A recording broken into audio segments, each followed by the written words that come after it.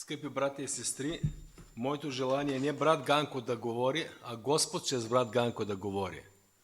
Разбрахте ли ме? Така. От първият миг до последния дъх на живота, човешкият живот представлява верига, синджир от страдания. Едно бебе, когато се роди в този свет, как се ражда? С орев, с плач. Когато човекът е носен до последното му жилище, близките му плачат, защото го изпращат. В книгата Еклесиаст Соломон е написал следните много интересни мисли, които сакам да ви прочета. В Еклесиаст, 2 глава, 22 и 23 стих.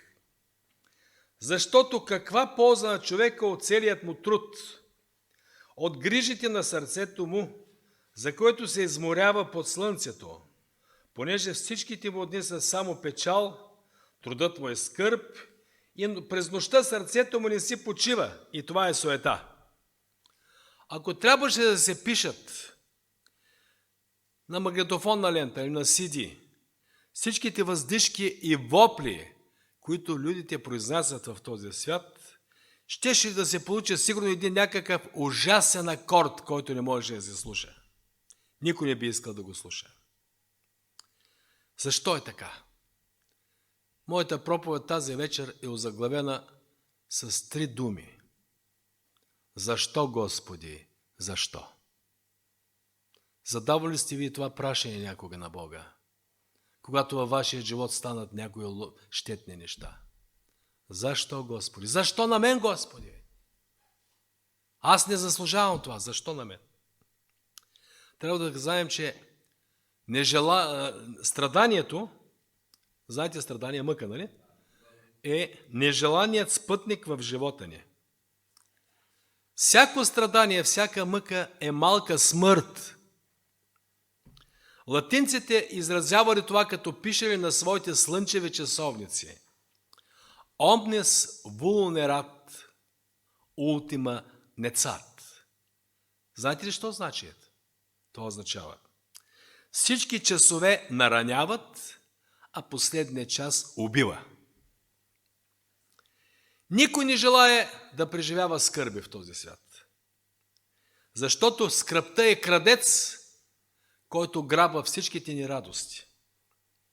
Преди години в град Бургас, България, Бургас, морски град, провели интервю с един много известен, вече не е жив, български артист-хуморист, майстор на хумора. Ако сте чували името му, Георги Парцалев се е казал той. Казали му: другарю Парцалев, ти създаваш впечатление, че си най-срекеният човек на земята. Щастливец човек. Човек, който живее без проблеми. А знаете ли, що отговорил он? Деда беше така. Как да нямам проблеми? И аз имам такава мака на сърцето, която само и аз се знае и никой не знае. Когато чета неговите думи, се сещам за думите, които Соломон е казал в книгата Притчи, 14 глава, 10 стих. Сърцето познава своята горест и чужд човек не участва в неговата радост. Даже сред смеха сърцето има болката и краят на веселието е тегота, мъка. Тежко е да страдаш, когато си сам, безпомощен, без близки, самотен в света. Задаваме едно прашение. Нормално ли е човек в този свят, този живот да страда? Когато проследяваме цялата човешка история, започвайки от книгата Битие, първата глава, главата на сътворението, виждаме, че за всеки творчески ден Бог казва: и видя Бог, че светлината беше добро. Видя Бог, че твърта небето беше добро. Видя Господ, че слънцето, луната и звездите беше добро. Видя Господ, че създаде рибите, животните, сухоземните, всичко беше добро. Създаде Господ, че човека беше добро. И накрая, последната оценка на Бога в Битие, 1 глава, 35 стих, Видя Господ, че всичко, което беше създал, беше твърде, ама много добро. Без маана. Това значи много добро. Добро в отделните подробности и твърде добро, много добро като цяло. Обаче знаем, че Господ даде едно предупреждение на човека. Давам ти на разположение цялата райска градина. От всяко дърво, от всеки сорт можеш свободно да ядеш сколкото сакаш. Само от едно. Само от едно не се докосвай. И подобно на човека, в детска възраст, на първите родители липсвало още познанието за доброто и злото. Те не знали какво е злото. Те трябва да достигнат до това познание по пътя на послушанието към Бога, а не чрез непослушанието, не чрез непокорството. Дървото за познаване на доброто и злото било свидетел, че съществува автор на злото, дяволът, Сатана. Човекът бил създаден достатъчно силен, Адам и Ева, да не паднат в това изкушение. Бог не е желал те да паднат. Има някои люди, които казват, Бог е предвидял, че Адам ке падне. Бог е предвидял, че Адам може да падне, но не е предвидял Адам непременно да падне. Той имал достатъчно сили, достатъчно разум. Той предоставил на Адам и Ева всичко на разположение, но се запазва само едно нещо Бог за себе си – да пробва тяхното послушание. Докато всичко в природата се управлява от природни закони, единственият от всичко, което живее на земята, човекът е отговорен пред нравствения закон. Тази дума разбирате, нравствен, нали? Или моралният закон, пред моралния закон. Но страданието се вмъква в тъканта на човешкия живот. И какви са последици след човешкото грехопадение? В Битие четем в 3 глава, 17 стих надолу следното. Понеже ти си послушал гласа на жена си и си ял от дървото, за което ти заповядах, като казах, да не ядеш от него, то проклета да бъде земята заради тебе, със скръб ще се прехранваш от нея през всичките дни на живота си. Тръни и будили ще ти ражда и ти ще ядеш полста трева, с пот на лицето си ще ядеш хляба си, докато се върнеш в земята, защото от нея си взет, понеже си пръст и в пръста ще се върнеш. Ясни са тези думи, нали? Има една песен, която пеем в България. И в тая песен има една много интересна строфа. Хористите я пеят, хората в София я пееш. Днес аз, ти утре, всички ни ке станеме земя.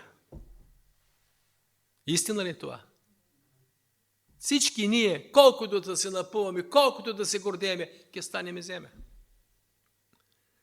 И трудът на човека става мъка. След отпадане на силите отново се превръщаме в пръст. И в денят на съгрешаването на човека и на Адам и Ева, човешкият род навлиза в преходността. Преходност. Разбирате ли думата преходност? Преходност значи разпад. Разпадане. Така. Преди да настъпи смъртта като попътен знак, страданието не предупреждава. Червена лампичка за нея. Желанието на Сатана е целият свят да бъде потопен в страдания и сълзи, за могат човеците да обвиняват Бога и да казват, Бог е виновен. Спомните ли си какво каза жената на Йов, страдалец Йов? Похули Бога и умри. Похули Бога и умри. Тя беше в момента инструмент на дявола. Нашият живот обаче е подчинен на закони. Изкуството да живеем е изкуство да съобразяваме с Божиите закони. Затова псалмиста в 119-я псалом и там в 1 и 2 стих дава следното много добро пожелание и благословение.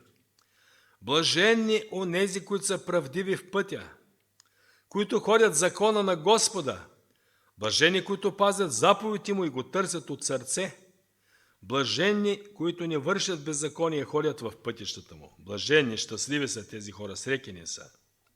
Пристъпим един от Божите закони, радо или късно се появява мъката, страданието. Някои мислят, че Божия закон е пречка за живота, но щастието идва от послушанието на Божия закон, Затова псалмиста продължава в 119 псалом, 165 стих следното да казва, много важно.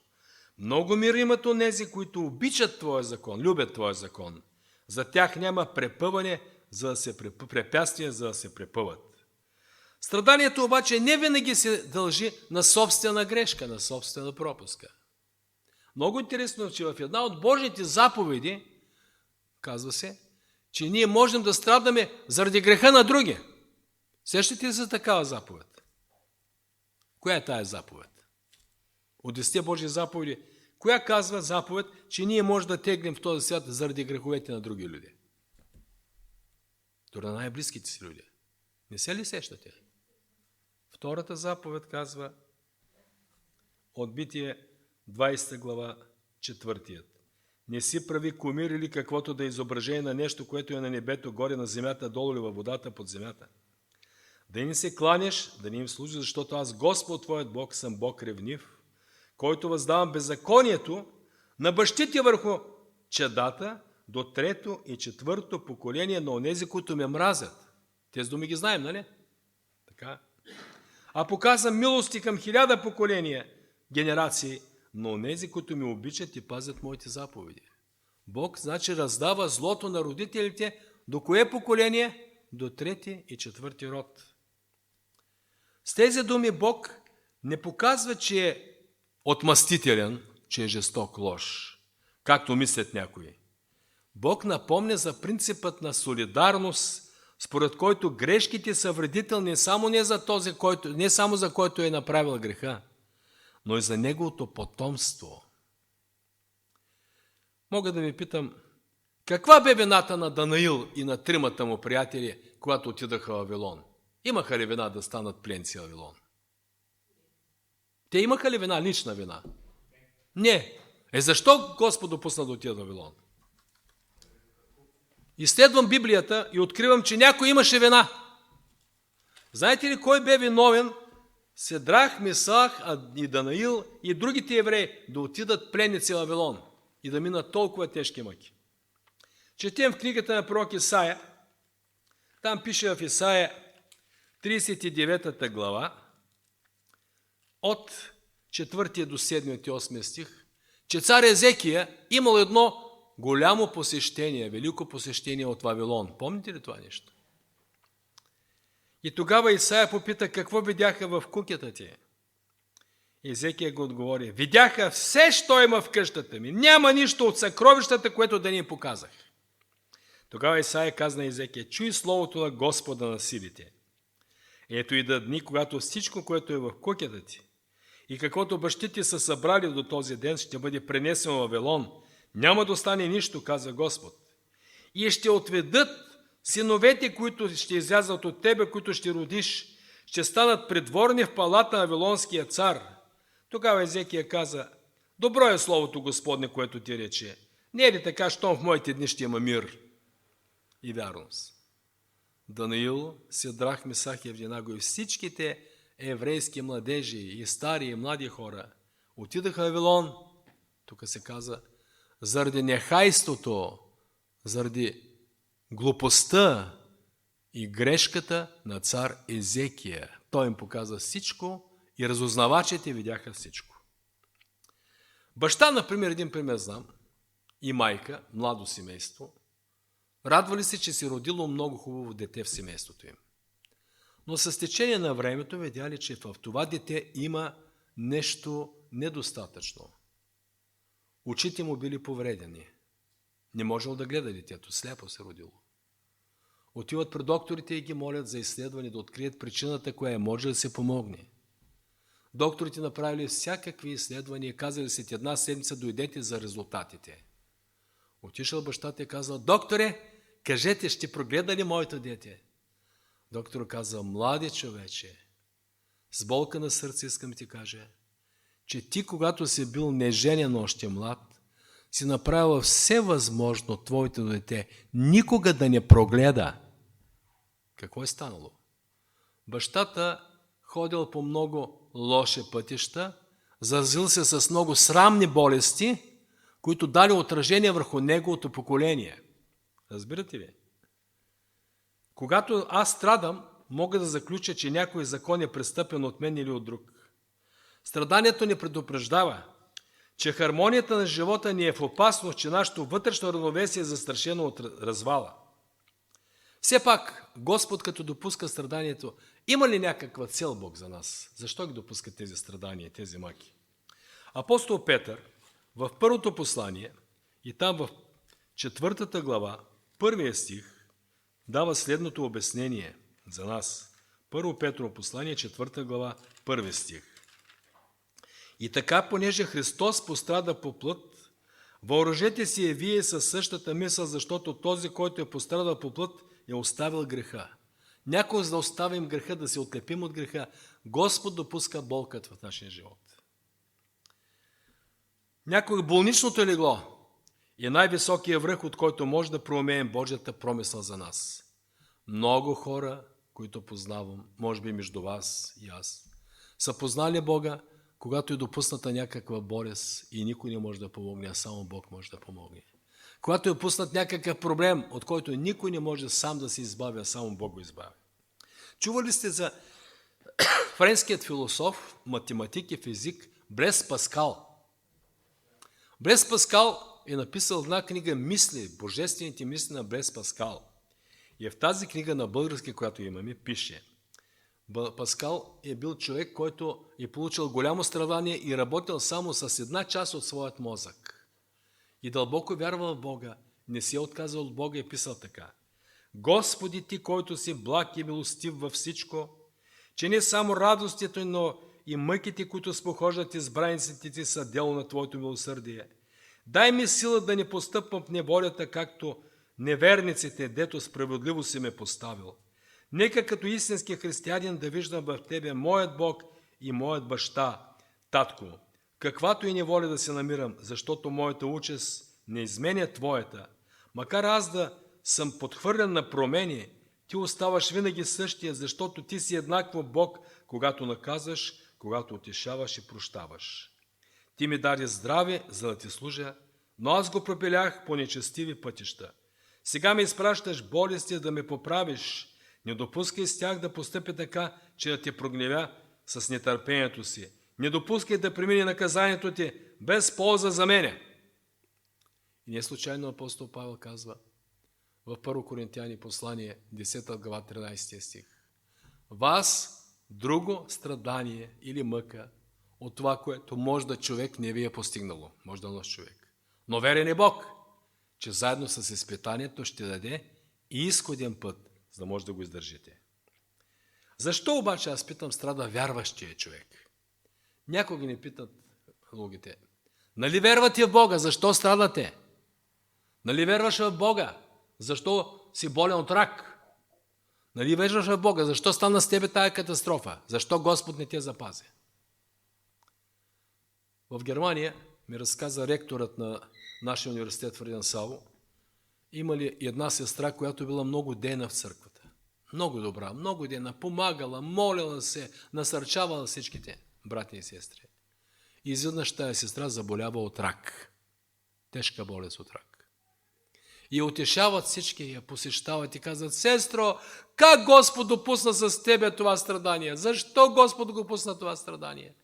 Знаете ли какъв е бил нейният отговор, нейната ответа? Защо не? Коя съм аз? И аз съм човек, както си ти люди. Така решил Бог, така направил. Сега, защо страда вярващия човек? Трябва да ви кажа, че теоретичен отговор на този въпрос няма. Спомните ли си, когато учениците на Исус Христос в Йоан 9 глава видяха един слепороден човек, слепороден млад човек. И какъв въпрос му зададаха? Господи, защо този човек е слепороден? Он ли е виновен? Татко му и майка му ли са виновни? Защо страда този човек? И какво каза Исус? За да се прослави Бога, да се яви Божията слава. С други думи, изключено е страданието да се причинява от Бога. Връзката на греха с човешкия живот е реалност. Греховността на нашето естество обуславя самото ни съществуване. Като четем Библията, при много Случай как беше на македонски? Настане ли беше?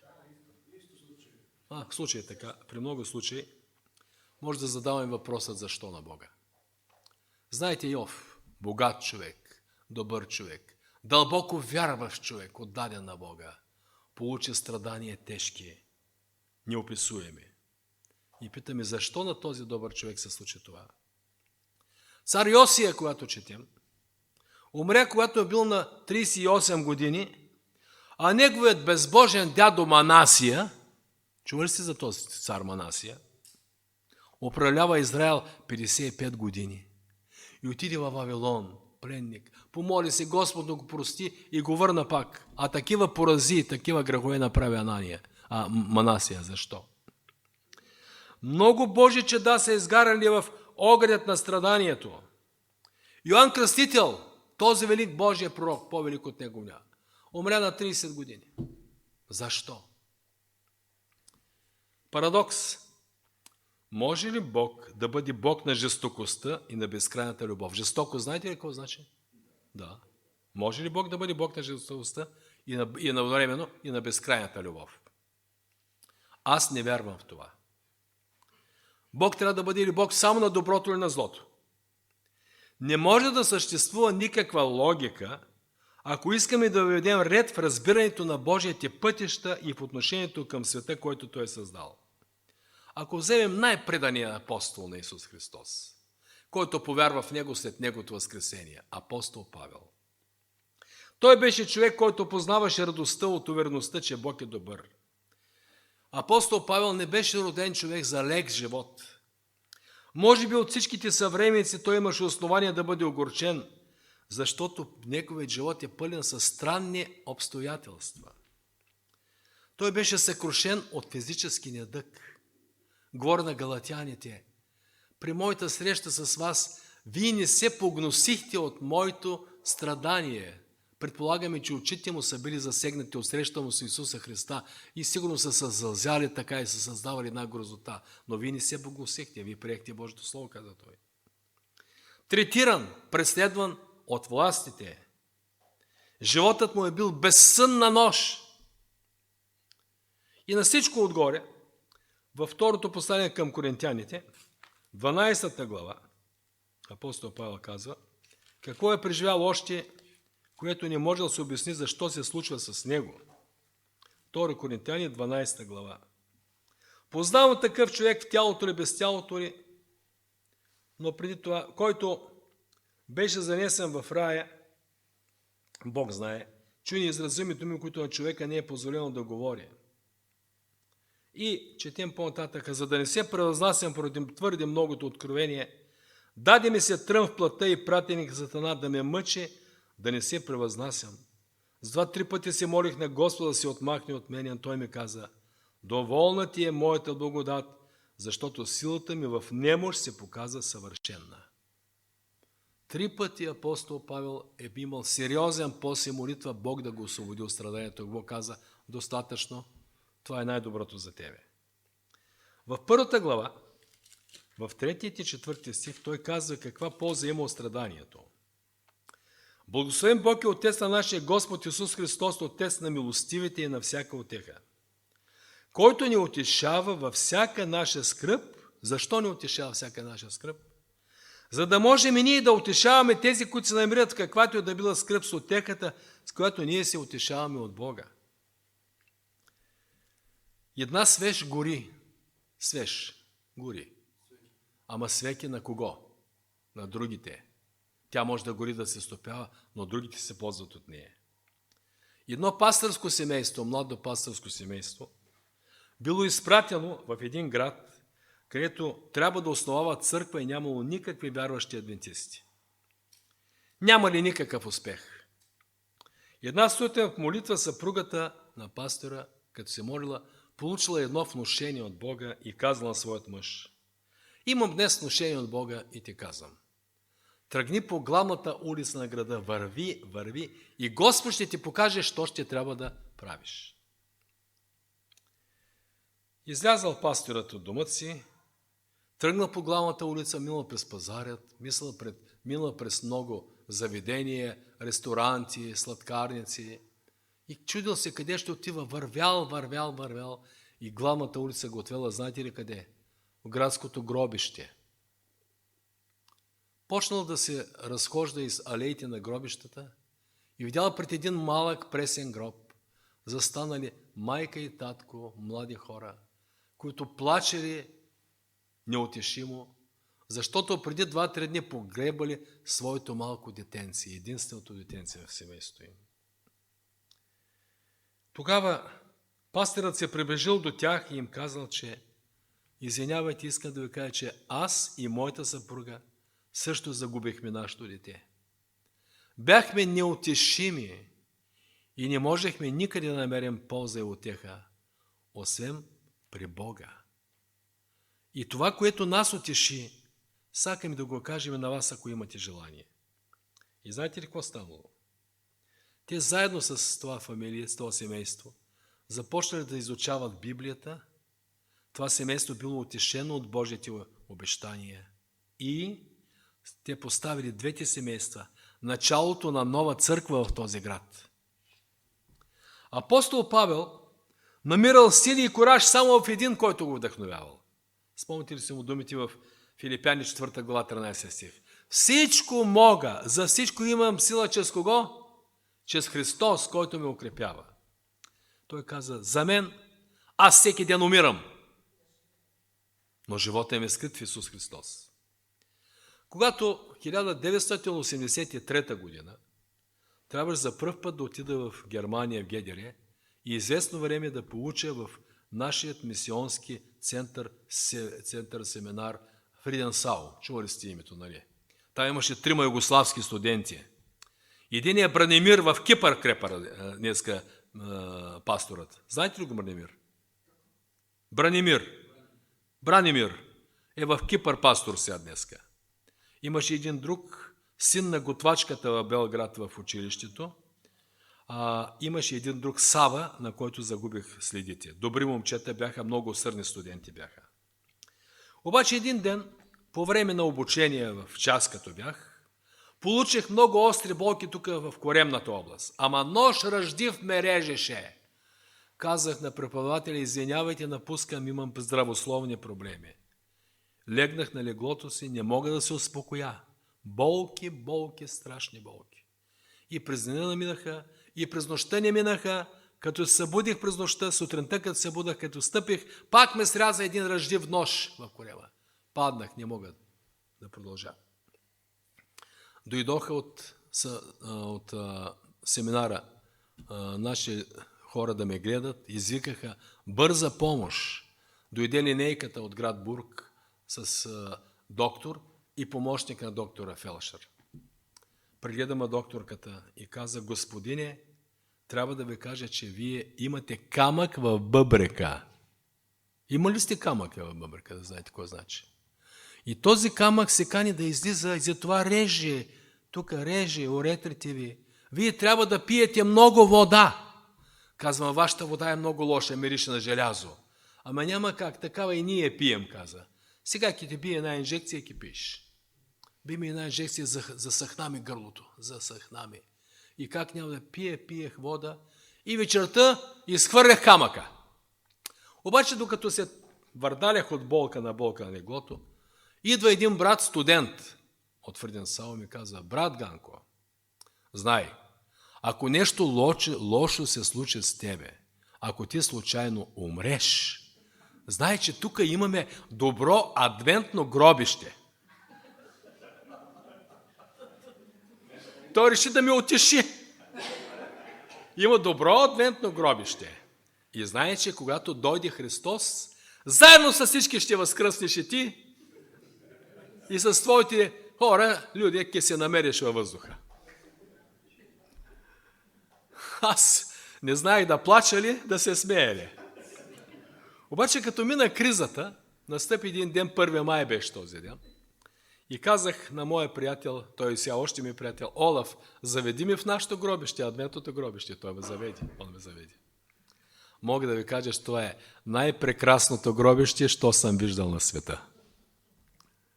Всеки паметник е една проповед. Като влезеш в този гробищен парк, виждаш най-напред на първият учител в Риденсау, Ото Любке, неговия паметник, изваяни думите от Данаил 12 глава 3 стих. Разумниците ще сияят като светлостта на простора и онези, които обръщат мнозина в правда от векове на векове. Минавам към един друг гроб. Една майка, наша сестра, която не е била майка, разгледала след войната 20 деца без родители.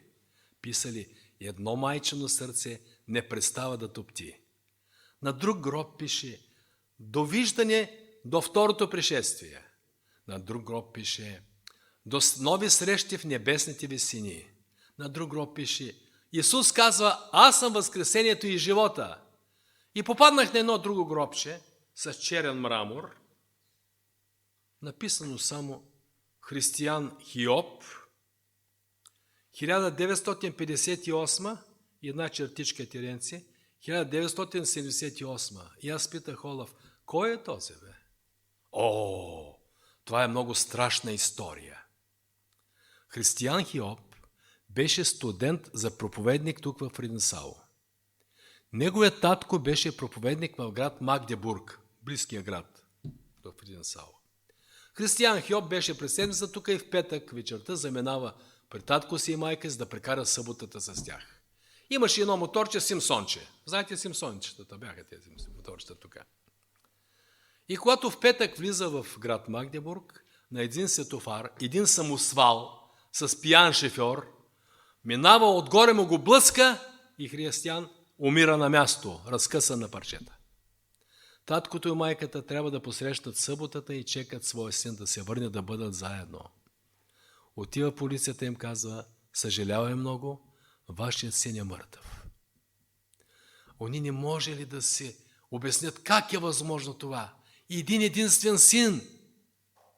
Посветили го на Бога. Очаквали той да стане проповедник. И той бил добър студент. Защо? След няколко дена трябва да стане погребението. Майката и бащата с цялото училище, с преподаватели, доценти, професори и студенти били на гроба. Разделили се и като поставили тая мъка своята в Божите ръце, и дошло време да направят един паметник. И на този паметник написали с златни думи следните думи. Златни букви следните думи. Християн Хиоп, 1958, Теренци, 1978. И отдолу с големи златни букви: Гот вайс варум. Бог знае защо. Това е отговор не само на техните, на всички наши проблеми, които не можем да си обясним. Моята жена работи с мене 46 години, посветена на Бога беше. Беше отговорна за всички пасторки съпруги в България. Беше добър оратор, добър проповедник беше моята жена. Някъде в Македония, като сме ходили, също е говорила. Можеше да води евангелизации. Беше семейен съветник. Почина внезапно, преди 2 години. Не мога да си обясня защо. Защо можеше още да живее? Почина от емболия. Коронавирусът и удари емболия. Само за 5 минути.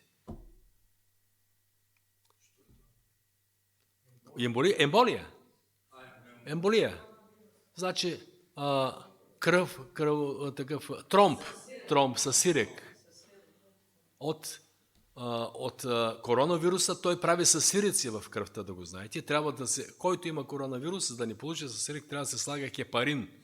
Или пък да взема еликвис, който разрежда кръвта. Или аспирин. Ние не го знаехме това нещо.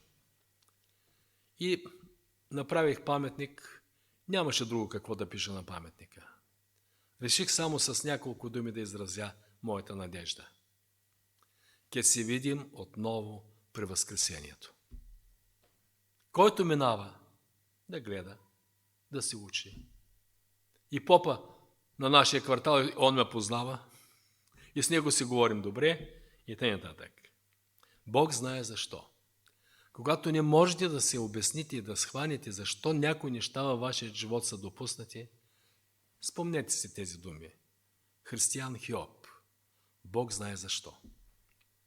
Някога парадокса на изпитанието поклаща везните кантара на доверието ни в Бога. Спомните ли си, когато отиде Йоан Кръстител, прати негови ученици при Исус Христос и го попита: ти ли си, що има да дойде или друг да чекаме? Помните ли? А какво отговори Исус Христос? Блажен, кой не се съмни в мене. Каквото и да става, не се съмнява и Бога. В Варшавското гето и днес може да прочетем една молитва, написана на стените на това гето, от един евреин, който очаквал своят край от нацистите. Той е писал следното. Днес стои там написано това. Аз съм пребит, аз съм унижен. Но вярвам и просто не казвам наизуст амин.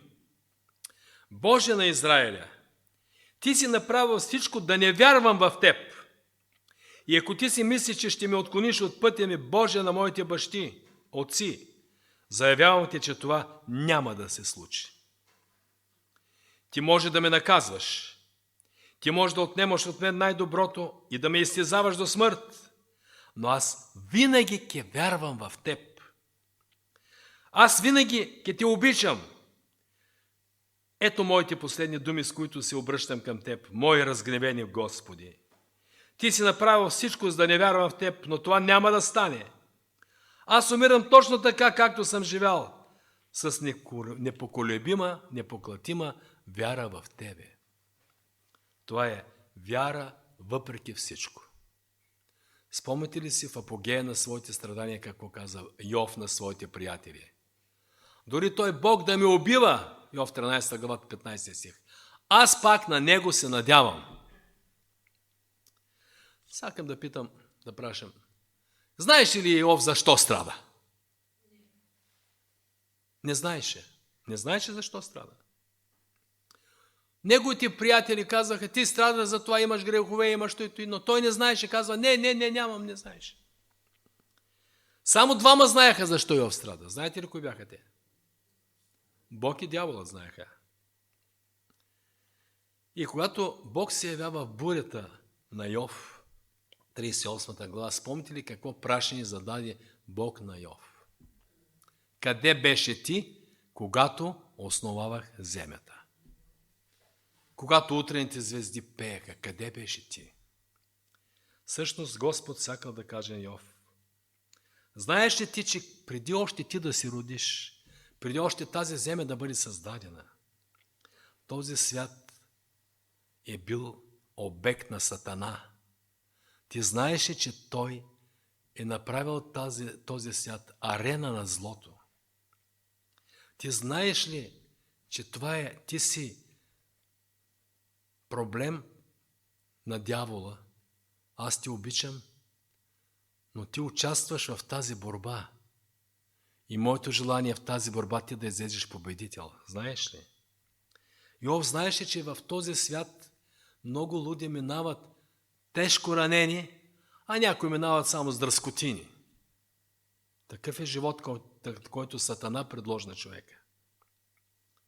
Но през страданията Господ каза: ние пътуваме към славата. В манифеста на Божието царство на планинската проповед Исус отделя специално място за страдащите хора. Спомните ли си какво каза Той? Блаженни скърбящите, защото те ке се утешат. Така ли е на македонски утешат? Отеха така. Исаия каза в 43 глава: кога минаваш през водите, през огъня, няма ти опали. Защо? Защото и аз съм с тебе. В началото на земната история започна света с пълна хармония и радост, но грехът създаде затъмнение. Сатанинската програма, страданието е предшественик на смъртта, но Бог превръща страданието в трамплин на спасение. И Той ни каза, че земната история ќе приключи с ново начало. Затова ни каза за новото начало и пророк Исаия в 66 глава, 16 и 17 стих. Защото предишните маки бяха забравени, защото се скриха от очите ми, понеже създавам ново небе и нова земя. Предишните неща няма да се спомнят, нито ще дойдат на ум. И вие се веселете и се радвайте в онова, което аз създавам, защото Иерусалим създавам за радост и народа му за веселие. Предишните неща няма да дойдат на ум. Колкото и тежко да не бъде, да знаете, нищо от този лош свят няма да не дойде на ум, когато Господ дойде ни възкреси и преобрази в ново естество. Ще бъдат забравени предишните. Все пак ще има нещо, което ще се помни. Има нещо, което ще се помни в новия свят. Кое е то? Пророк Захария в 13 глава, 6 стих, пророк Захария, 13 глава, 6 стих, каза за един епизод от бъдещето, за среща с Исус и спасените люди. Ако го попита някой, какви са тези рани между мишците ти, той ще отговори, това са раните, с които се нараних в домът на приятелите си. Кой само ще ни напомня? Раните, белезите от раните. Те ще напомнят, че някога е имало такова страдание, че Божият син е бил главният боец, главният победител. Той е станал жертва за нас. И тогава в книгата Откровение Йоан вижда великият край на тази велика борба, в която и вие, и аз, и вие участвате. Всеки ден участваме в тази борба. И всеки ден вземаме решение на коя страна да станем. И тогава Йоан каза, вижда една нова картина. Видях ново небе и нова земя, защото първото небе и първата земя преминаха и море нямаше вече. Видях святият град, новият Иерусалим да слиза от небето от Бога, приготвен като невеста, украсена за мъжа си. Чух силен глас от престола, който казваше, ето скинята на Бога е с човеците, той ще обитава с тях, те ще бъдат негов народ, сам Бог ще бъде с тях, техен Бог. Бог ще обърше всяка сълза от очите им. Смърт няма да има вече, нито ще има вече жалеене, нито плач, нито болка, защото първото премина и седящата на престола каза, ето правя всичко ново. Дано Господ да ни помогне час по-скоро да дойде новото и да влезем в новия свят, с нови сърца, с нов ум, с нова вяра и желанието ми. Амин.